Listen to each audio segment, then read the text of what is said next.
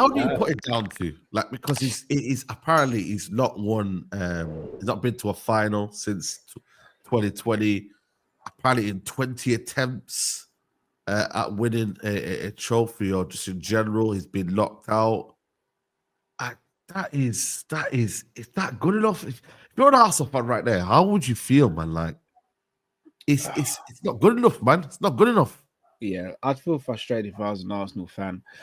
The problem is because they've hyped him up so much Yeah. as Arsenal fans, it doesn't help their cause. What I will say though is I've changed my stance slightly on the whole FA Cup win, because Yeah. even though it wasn't his squad, he still had to get them over the line. I don't think anyone turns around and says, "Oh, Di Matteo shouldn't get credit for winning the Champions League," or if Slot wins the Premier League this season, he predominantly done it with Klopp's squad as well. So I don't think we should take that credit away from him. But what I will say, they've not kicked on since then.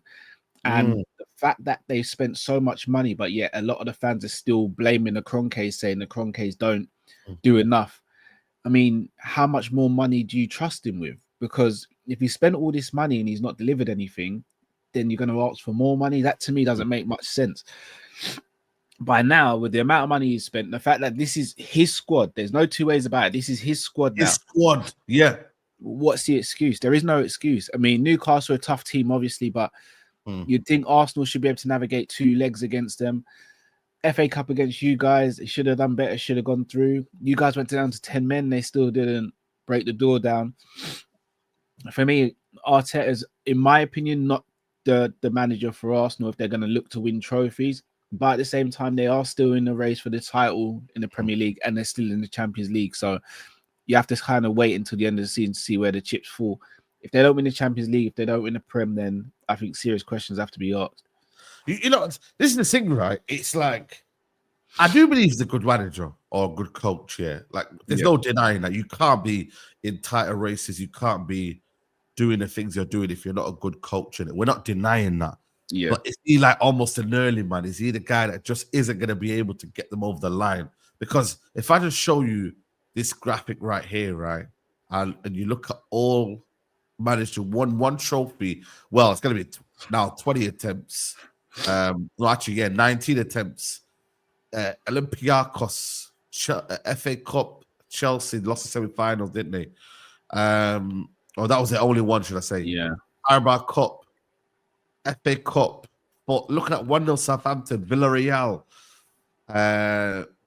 Nottingham Forest, Carabao lost to Liverpool that season. Losing to Arsenal, but I think that game they kind of threw away. Carabao Cup to Brighton at home, 3-1. Arsenal, Liverpool again. Bayern Munich won as well. United 5-3 penalties again. This one here, 4-0 in aggregate. Like, yeah, a lot of them are just like, some of them as well. I remember this used to throw away. And I was like, what the heck's going on here, man? You can't throw away titles like that. Or throw away, cups like that. And I don't know. Listen, for those that are still Arteta in, I think it's they feel like who else can do it. We've a bit of a legacy with Arteta. We've created a bit of, hope with him. He's guided us to these kind of places. Sometimes when someone puts you in a place, you feel like you owe them something. Yeah. Like, is it because the Arsenal fans feel like they owe Arteta that patience? Because this is actually nonsensical. The lack of trophies, man, in 5 years, bro. That's not good enough, man. Yeah, I think a lot of fans sometimes will double down. So you get a lot of fans sometimes who will really back for a player or back for a manager, so much so that if they're seen to change their mind, it's seen as a sin. For me personally, football changes so much. Opinions can change as well. Yeah. For me, as long as you're just acknowledging the fact that you had one opinion before, now you have a different opinion. For example, I wasn't Gakpo's biggest fan when we first signed him. Now, I think he's one of the first starters on the team sheet. You're allowed to change your opinion in football. Just acknowledge what your opinion was before. And I think because of some of these fans who are Arteta in, they've doubled down so much, saying he is so fantastic. He's the heir to Pep's throne. He's going to win trophy after trophy. They now have to back him regardless of what happens.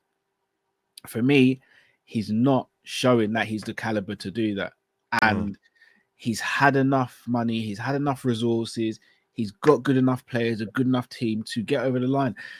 Arsenal fans keep on talking about striker and attack and all that. He's built this attack. And bro, Havertz weren't cheap. Havertz weren't cheap, bro. But he went and said, "You'll go get him." Yeah. Jesus was 45 mil. That's 110 mil on strikers. You can't tell me he hasn't been given resources. You can't. So when we're sitting there going, look, he spent 100 mil on Rice, and like, I know people say, yeah, but look at the squad he inherited. Yeah, everyone. How many managers do inherit a great squad? But that's the job, right? Ten Hag was ridiculed by everyone.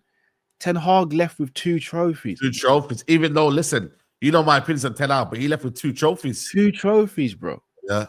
He's left a legacy, very tainted, but he can sit there in front of a jury and go, I wasn't good enough, but I still delivered 2 trophies.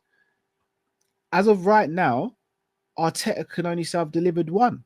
And he's been there for longer than Ten Hag was, probably spent as much money as Ten Hag, maybe slightly less, but he spent enough to get you over the line. And for me, there's no excuse. The whole striker argument, are you going to go and give him another 100 mil in the summer to get another striker?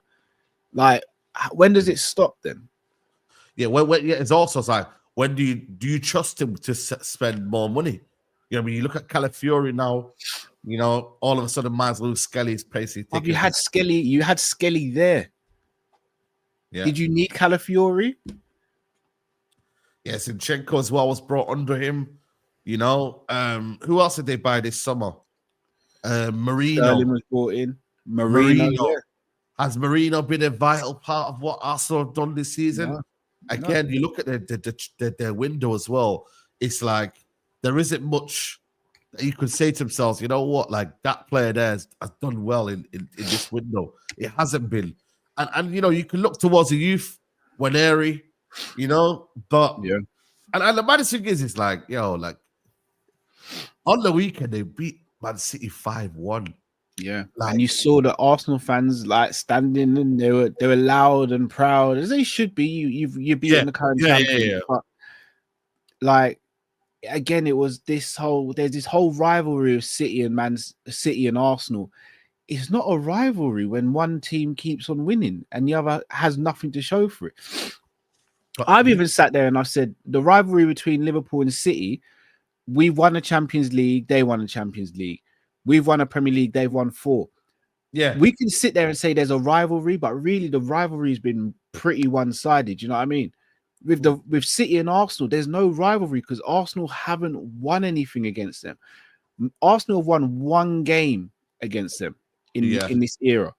Yeah. 1 match. There is no rivalry. And like, look, Haaland said what he said and all that.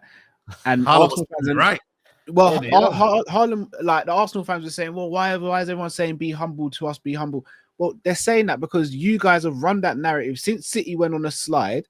Every time City lose, it's be humble, eh? Be humble, eh? Then they play be humble at the end of the game. Funny stuff, innit? But then when you lose, expect it to come back. Like, you can't talk crap on other people and then expect everyone to be silent when you slip up. It makes no sense.